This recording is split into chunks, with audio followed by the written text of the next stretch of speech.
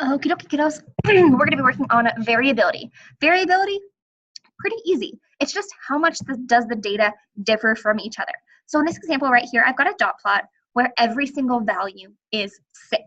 So that means there is going to be no variability. Every single answer is 6, no more, no less. So if everything's the same, there's going to be no variability. These graphs right here, I've got a histogram and 2 bar graphs. I'm going to just explain what's going on right here. So my first one, just like the last one that we did, no variability since every single answer is the same. This second graph right here, I can see my lowest number is a 3. My highest number is an 18. So all of my scores start from 3 and go all the way up to 18. So that's a big difference in those numbers. So this is going to be an example of a data set with high variability. In this histogram right here, I can see all my answers or all my data values fall between 4 and 8. That's not a very big difference in those numbers. So that is going to be an example of low variability. Remember the difference between low variability and no variability. No variability means every single data value in the set is the same. Low variability means they're within a really small range of each other. So a data set with low variability is going to be this histogram right there. Okay.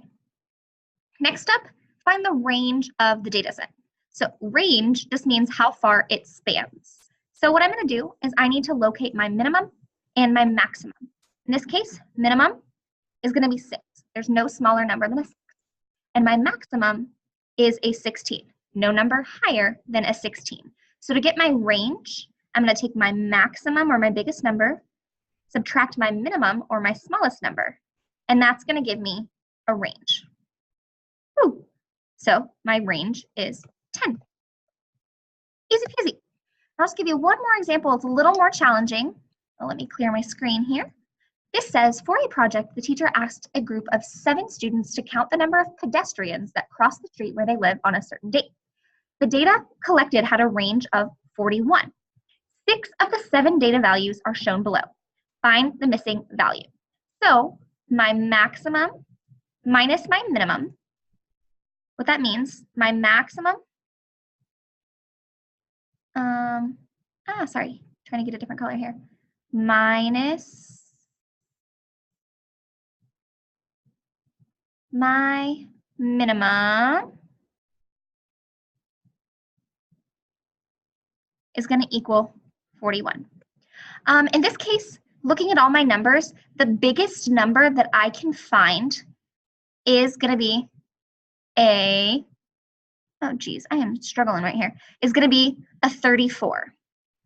And I know that if I subtract a number from 34, there's no way I'm going to get a difference of 41. That is not going to work since my minimum here is 14. I know that my smallest number is 14, so that's going to be my minimum right here. And my range is 41, and I just don't know what, oh geez, that maximum is. Maximum, you know what that should be, subtraction sign, not a equal sign. So now my maximum minus 14 has got to give me a difference of 41. So that means it's got to be 41 bigger than 14. So how I do that, I'm just going to do an inverse operation here. Add 14, and my maximum is going to be equal to 55. That makes sense because I only had 6 of the values here, so that means my 7th value, I don't know. So it had to be 41 bigger than the current minimum that I had up there, which is 55. So hopefully that helps you a little bit with your assignment on variability.